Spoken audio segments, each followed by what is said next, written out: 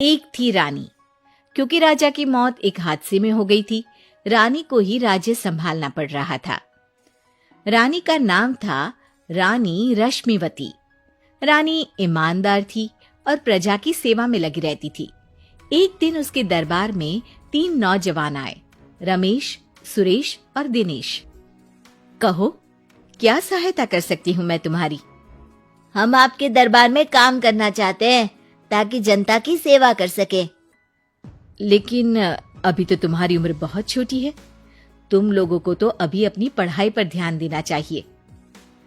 हमारा मन पढ़ाई में नहीं लगता। माता पिता को लगता है कि हम किसी के लायक नहीं है और हम साबित करना चाहते हैं कि हम लायक हैं।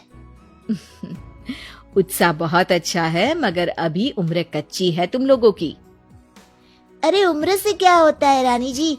शास्त्रों में लिखा है कभी किसी के ज्ञान को उसकी उम्र के आधार पर नहीं देखना चाहिए।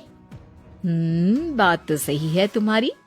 और अगर सच में तुम अगर ये संकल्प करके आए हो कि तुमको यहाँ काम करना है, तो पहले परीक्षा देनी पड़ेगी। 3 परीक्षा, एक शारीरिक परीक्षा, एक बुद्धि की परीक्षा और एक देशभक्ति की परीक्षा। और ये क्या है? वो मंत्री महोदय तुम्हें समझा देंगे। हमारे पास समय नहीं है। अगर तुम लोग तैयार हो तो बताओ। हाँ, हम तैयार है किसी भी परीक्षा के लिए। मैं भी तैयार हूँ कुछ भी कर गुजरने के लिए। तो ठीक है मंत्री जी, आप इन तीनों की परीक्षा कल से ही शुरू कर दीजिए। जो आज्ञा रानी साहिबा। अगले दिन से ही तीनों की परीक्षा शुरू हो जाती है।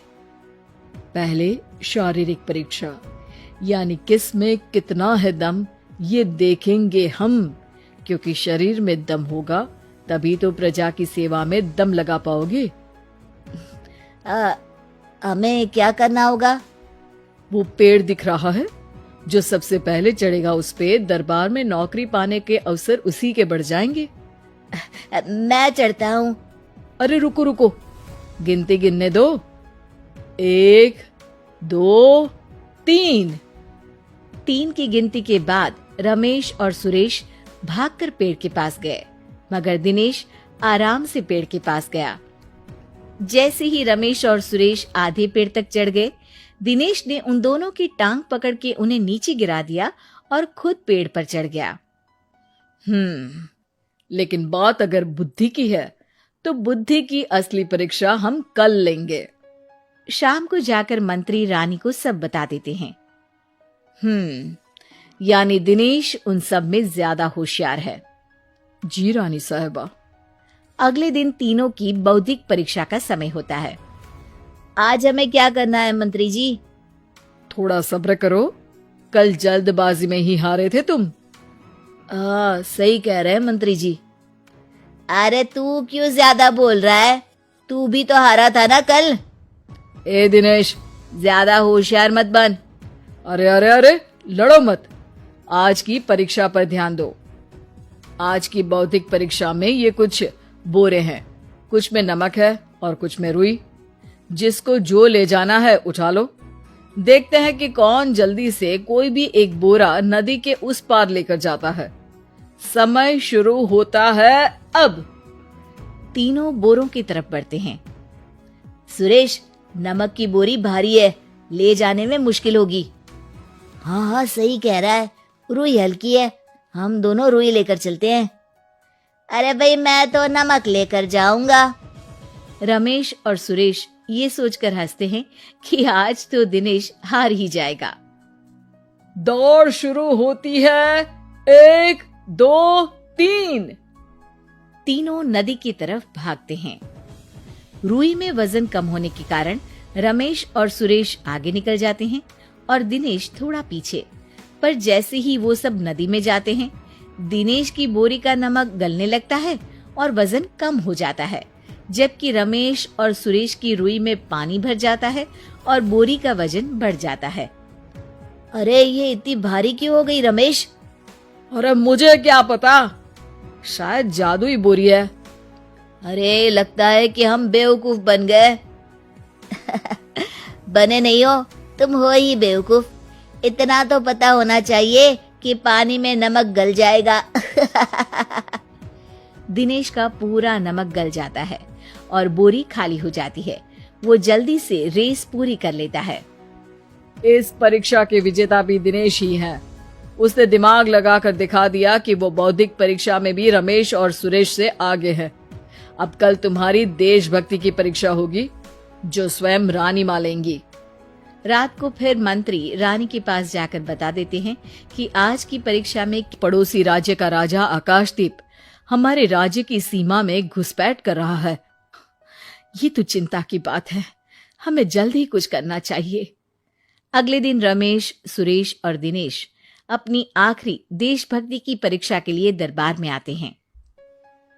प्रणाम रानी साहिबा। नमस्कार रानी जी। प्रणाम रानी माँ। हमने तुम्हारी परीक्षा पर गौर किया। दिनेश आगे हैं। हम तुम तीनों में से किसी दो को ही दरबार में काम दे सकते हैं। किसी एक को आज जाना होगा। तो देशभक्ति की परीक्षा के लिए तैयार हो? पूरी तरह से। मैं तीनों से एक ही सवाल करूंगी। जिसका जवाब सबसे सही लगेगा उसे तो नौकरी मिल ही जाएगी। फिर दूसरे सबसे सही जवाब देने वाले को भी काम मिलेगा। आप लोगों का समय शुरू होता है अब। ज्यादा सोचने का समय नहीं होगा। जो मन में पहली बात आए उसका जवाब दे। तो सवाल ये है कि तुम इस मिट्टी के लिए क्या कर सकते हो? मैं इस मिट्टी को साफ रखूंगा। यहाँ के लोगों के भोजन की कमी को मैं पूरी करूंगा। मैं यहाँ के लोगों को गले लगा लगा के उनको खुशी दूंगा रानी माँ, और गरीबों के लिए घर बनवाऊंगा। मैं इस मिट्टी के लिए किसी की जान भी ले सकता हूँ रानी माँ। मंत्री, दिनेश को एक तलवार दो। जी रानी जी। दिनेश, पड़ोसी राज आकाशदीप की जान तुम्हारे हाथ में है। जाओ, अपना काम पूरा करो। आज रात को तुम उस पर हमला करोगे जब वो सो रहा होगा। दिनेश वहां से चला जाता है। रानी माँ, ये आपने क्या किया? अभी किया नहीं है मंत्री जी। आप आकाशदीप को संदेशा भिजवाओ कि पड़ोसी देश का एक कातिल रात को उन पे हमला करेगा और दिनेश को पकड़वा दो। अरे, ये आप क्या कह रही हैं? और क्यों कर रही हैं आप ऐसा? राजा को लगेगा कि हमने उसकी मदद की, उसकी जान बचाकर। वो हमारे राज्य का पीछा छोड़ देगा और हमारा एहसानमंद हो जाएगा। और दिनेश का क्या होगा?